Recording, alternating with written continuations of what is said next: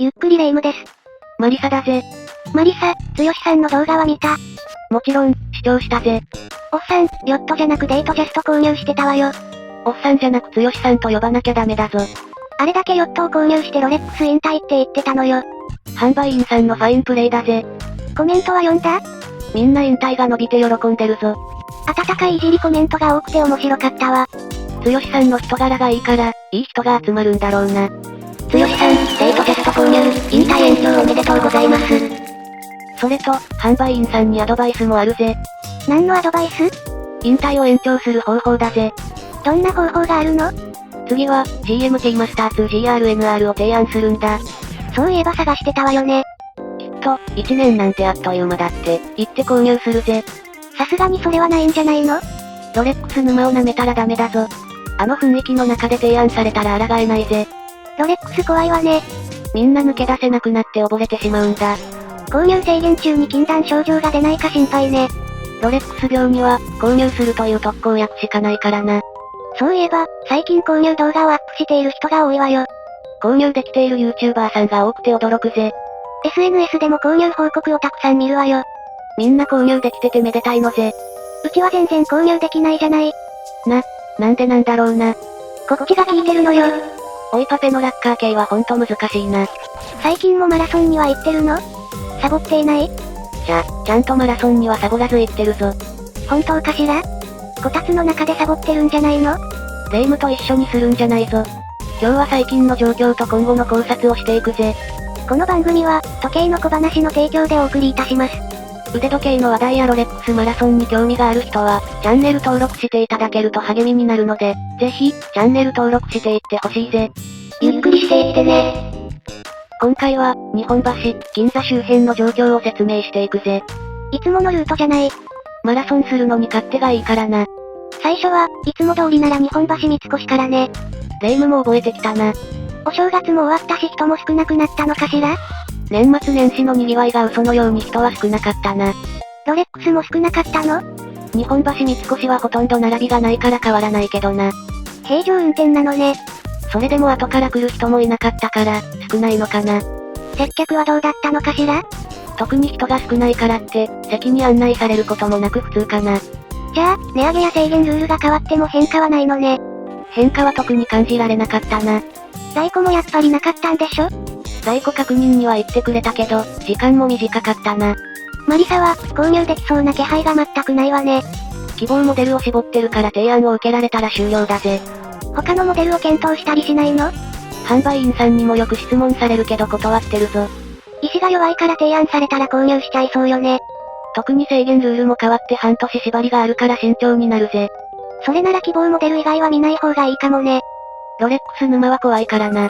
それと、他のモデルを購入するなら、他のブランドで購入を検討したいモデルもあるんだ。他のブランドにも素敵な時計はたくさんあるわよね。そうだな。ネットで腕時計の新作記事を見ても気になるモデルは多いな。どこのブランドなのかしら？試着もさせてもらったから、今度動画にするぜ。もったいぶるわね。今回はロレマラの話だからな。そうね。興味のない人にはサムネイル詐欺になっちゃうわ。次は高島屋ウォッチメゾンに行ったぜ。順路になってるわね。A 型だからな。高島屋は、相変わらず並びが多いんでしょ？それが、2組しか並んでなかったぜ。あの高島屋が、2組だけ？異常ありじゃない。ちょっと、驚いてしまったな。値上げと新制限ルールの影響かしら？高島屋を見たら、そんな気がしてきたな。購入している人はいたの？商談スペースも空いてたから、ほんと空いてる感じがしたぜ。かんこ鳥が鳴いているわね。少し大げさだけど、以前の状況を見てたらそう感じるかな。サービスに変化はあったの？空いているせいか、販売員さんもリラックスして、接客している印象を受けたな。それは良かったじゃない。表情にもゆとりがある感じがしたな。でも提案はなかったんでしょ？空いてても関係なかったな。ほんと、だらしないわね。ちょっと違う気もするけど、面目ないぜ。大丸はどうだったの？レ夢ムも順路を覚えたな。私も暖かくなったらマラソンできそうよ。そんなのんきなことじゃ買えないぜ。私は抽選に当たって、楽して購入するわよ。大丸は、並びがなかったぞ。大丸に並びがないなんて珍しいじゃない。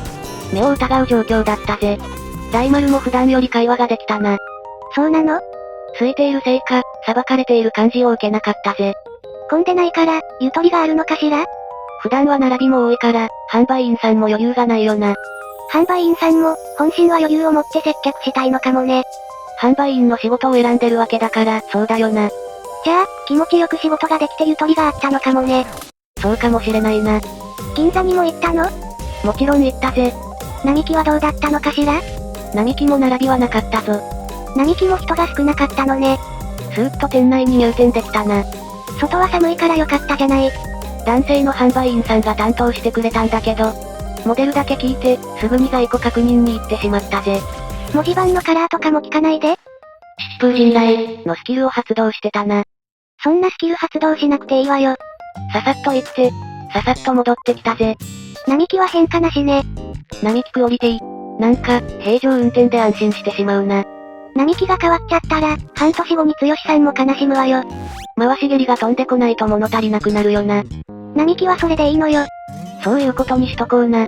やっぱり値上げと制限ルールの影響はある感じかしら？今日言った感じでは、少なからずある気がしたぞ。今後はどうなるのかしら？ここからは、今後の予想をしてみるぜ。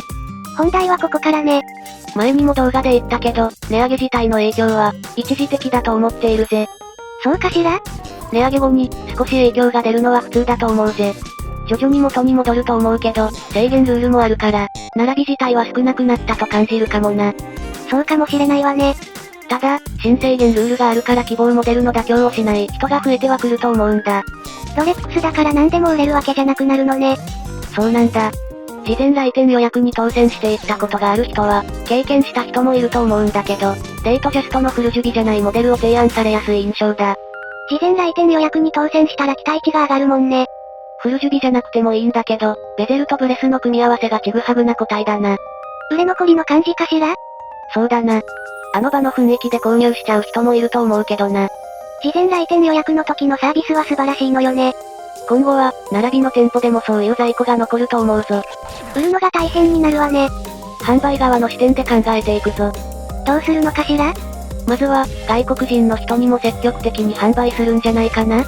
確かに、外国人旅行者なら制限は関係ないものね。免税だし、自国で購入するより安いと思うぜ。提案されたら購入したい外国人旅行者は多いかもね。正規店で外国人の方を見る機会は多いしな。他にも何かあるのかしら？露骨にはしないけど、太客優先になる気がするぜ。どういう意味？レアモデルは、お布施が必要になる気がするぜ。いきなりレアモデルは買いにくくなるってこと？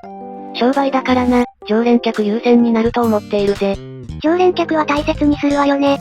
今回このモデルを購入してくれたから制限が明けたら次回は希望モデルを提案するとかあるんじゃないかな？気持ち的にもそうしたくなるわよね。常連客なら転売ヤーじゃないことも確認できているしな。転売ヤー対策にもなるわけね。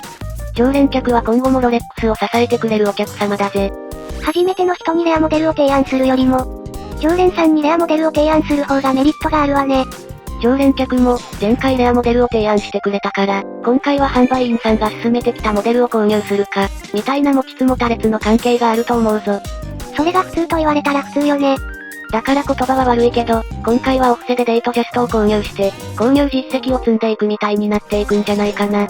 そうなったら、いきなりデートな購入とかは難しいわね。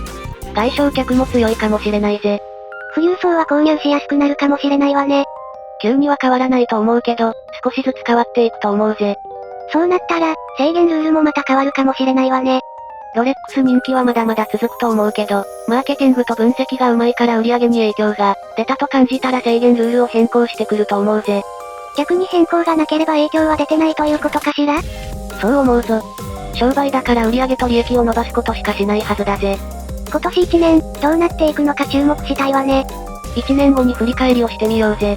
どっちにしても、マリサは1年後も購入できてないと思うわ。そういう不吉な予想はしなくていいぜ。今回の小話はいかがでしたか？今後もロレックスマラソンを続けていくので、興味を持っていただけた方がいましたら、チャンネル登録&高評価、すごく励みになるので、よろしくお願いするぜ。動画の数も少しずつ増えてきましたので、まだ視聴していない動画がございましたら、もう一本視聴していただけたら、すごく嬉しいです。ご視聴ありがとうございました。